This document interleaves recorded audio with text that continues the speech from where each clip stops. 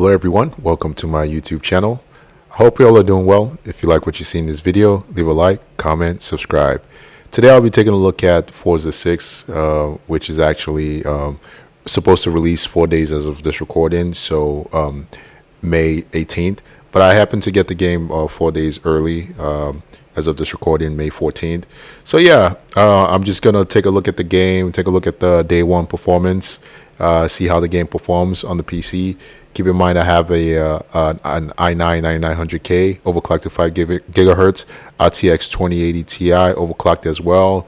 You can see just looking at the preliminary performance test, this game is quite heavy, very heavy on the PC, mostly on the CPU part. Don't let this fool you. I know my GPU usage is at 100%, but I'm very CPU bottlenecked. CPU wattage is roughly 100 watts below where it's supposed to be.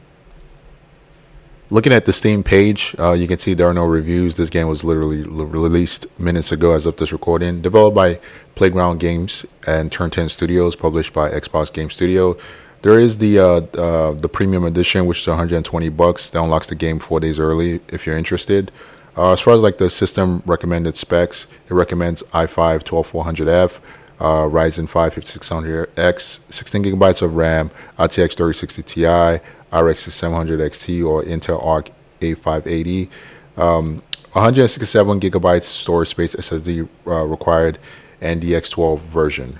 Here I am in the settings page. You can see everything is set to native resolution.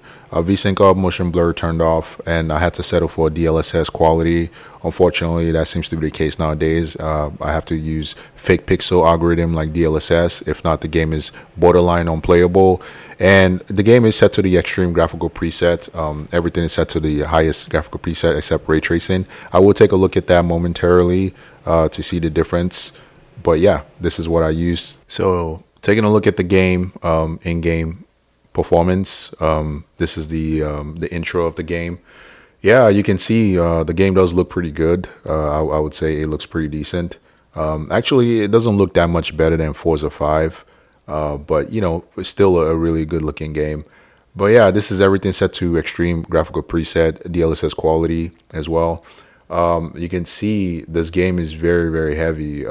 As I mentioned in my intro, if you look at the first line is the GPU information. I'm currently at 237 watts, which is 100 watts below where it's supposed to be.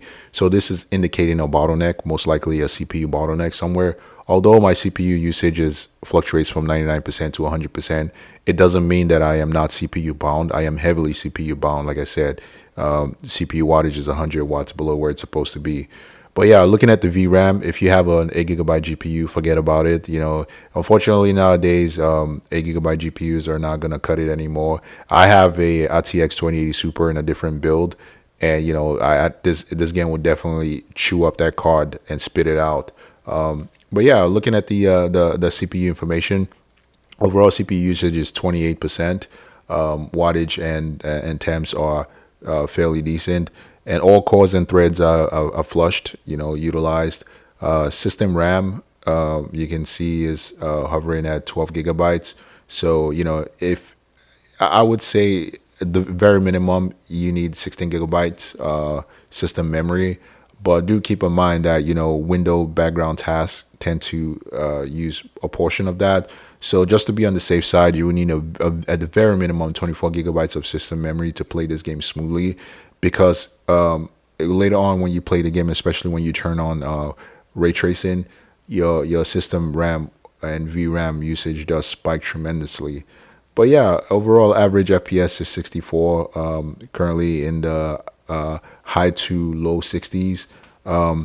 If it appears choppy to you, keep in mind this video is recorded using a 4K 60 Hz capture card, recorded directly to my iMac.